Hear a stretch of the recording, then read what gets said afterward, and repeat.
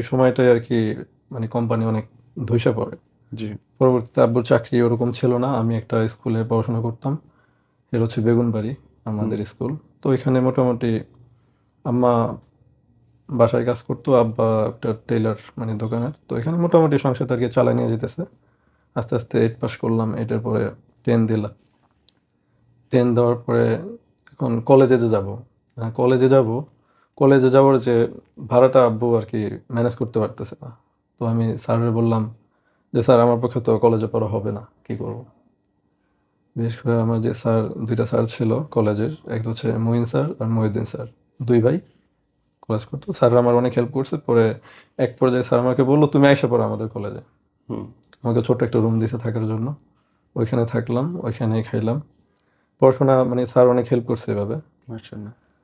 তো ইন্টারটা কমপ্লিট হইলো মোটামুটি আলহামদুলিল্লাহ স্যারদের হেল্পে। হওয়ার পরে এক পর্যায়ে আপনার বাহিরের একটা সুযোগ পাই আরকি।